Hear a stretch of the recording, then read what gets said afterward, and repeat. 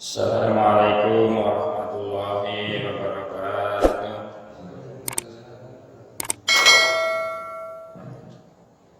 A'udzu billahi minasyaitonir rajim. Bismillahirrahmanirrahim.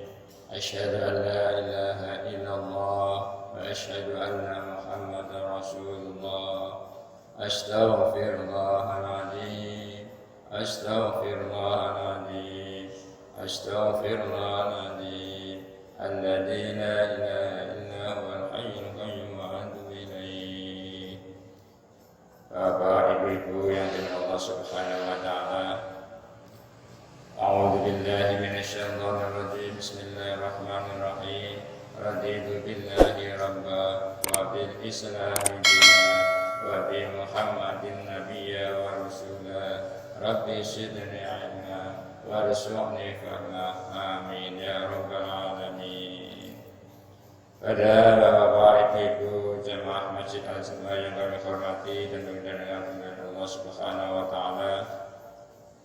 Seperti apa yang telah kita bahas bersama, yaitu kemuliaan daripada orang ilmu, yaitu orang alim, para ulama yang kita hormati, yaitu sangat dimuliakan Allah Subhanahu wa taala. Jadi selayaknya kita jaga, karena itu adalah aset kita yang nantinya mereka itulah mengajak pada kebahagiaan, keselamatan dunia dan akhirat. Allahumma amin ya rabbal alamin. Seperti diceritakan oleh malaikat Jibril kepada baginda Nabi Muhammad sallallahu alaihi wasallam, yaitu sebagai pelita bagi kita semua, bagi umat Rasulullah sallallahu alaihi wasallam. Ya, kemudian juga dengan kita dekat kepada para ulama, para alim yang mengamalkan ilmunya, yaitu menjadikan kita beruntung, yaitu untuk menuju keselamatan dunia dan akhirat. Allahumma amin ya rabbal alamin. Dan juga janganlah kita mencela, menyakiti ataupun mengingkari para alim, para ulama, karena akan menjadikan kita celaka. Karena di saat sekarang ini banyak sekali para alim, para ulama ditinggalkan. Sementara hanya perbedaan pendapat sedikit saja ataupun tidak cocok dengan hal tersebut, maka banyak para alim, para ulama akhirnya ditinggalkan gara-gara urusan dunia.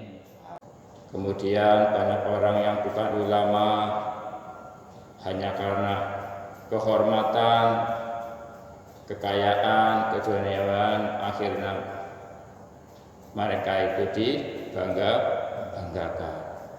Padahal harta materi yang mereka banggakan adalah belum tentu untuk menuju keselamatan dunia dan akhirat. Padahal jelas di sini diterangkan bahwa para orang yang berilmu, para alim, para ulama, mereka adalah mengajak kita, yaitu untuk menuju keselamatan, kebahagiaan, bahkan nanti kita di akhirat menuju surga. Marilah kita dekat-dekatlah dengan para alim, para ulama. Bahkan kita pun bisa juga menuju kepada orang-orang yang alim, yaitu karena kita seperti ini, kita punya niat selalu belajar, bukan hanya di masjid ataupun di tempat majelis taklim, tapi bisa juga kita bisa belajar di rumah, buka-buka kitab-kitab Al-Quran dan yang lainnya. Akhirnya kita menuju orang yang alim, dan nantinya kita akan mendapat keberuntungan dari Allah Subhanahu wa taala. Seperti banyak sekali hadis-hadis Rasulullah SAW, yaitu pernah Nabi Sulaiman alaihissalam disuruh memilih antara ilmu dan kerajaan, maka dia memilih ilmu. Sehingga setelah dia memilih ilmu, malah bahkan Allah Subhanahu wa taala dia diberi ilmu dan darajat.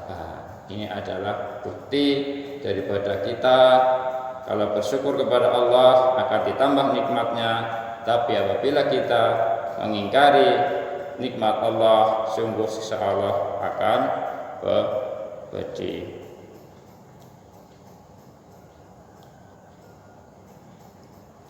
Seperti dalam sabda Rasulullah sallallahu alaihi wasallam, Bismillahirrahmanirrahim, naumul alimi khairum min ibadatil hahil, yang artinya tidurnya orang alim lebih baik daripada ibadahnya orang yang bodoh. Kemudian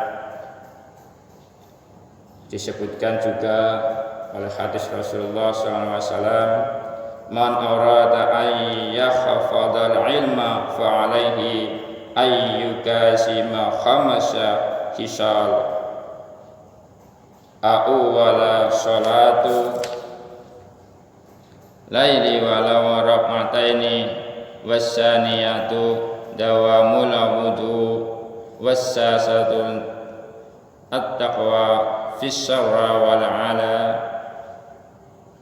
anai war rabi'atu an yaqula littaqwi bil taqwi la lisyahawat wal khamisatu sawal.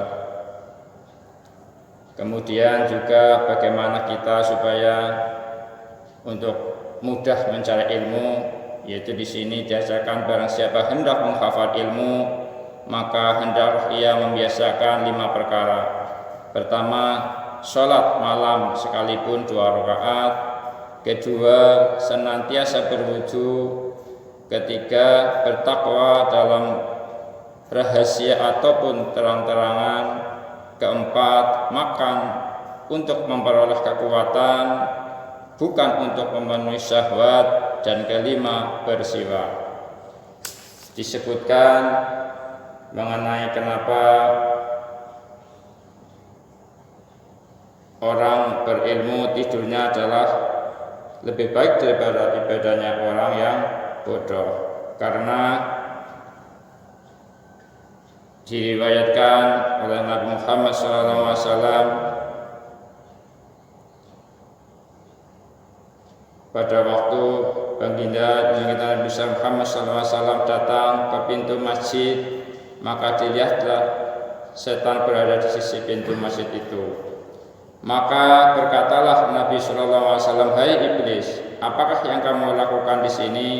Setan itu menjawab, aku hendak masuk masjid dan merusak sholat orang-orang yang sedang sholat ini. Akan tetapi aku takut kepada orang yang sedang tidur ini.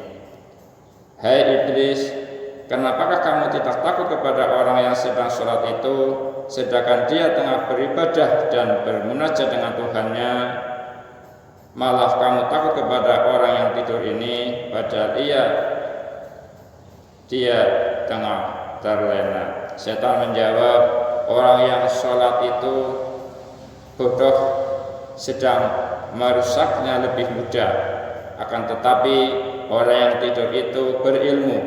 Apabila aku menggoda orang yang sholat itu dan aku rusakkan sholatnya, aku khawatir orang yang tidur itu terjaga memperbaikinya dengan segera.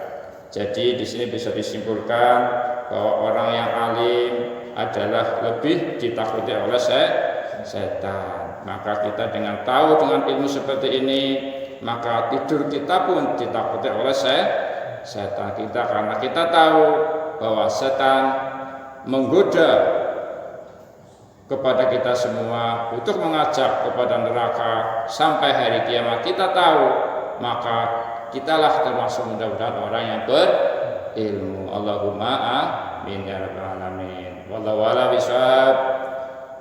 Demikian apa yang bisa kami sampaikan. Kesalahan dari diri saya sendiri, pandangan datang dari Allah Subhanahu wa ta'ala. Bismillahirrahmanirrahim. Allahumma sholli ala sayyidina Muhammad wa ala ali sayyidina Muhammad. Subhanakallahumma wa bihamdika asyhadu an la ilaha illa anta astaghfiruka wa atubu ilaik. Lepas kurang ngapunten, billahi taufiq wal hidayah. Wassalamualaikum warahmatullahi wabarakatuh.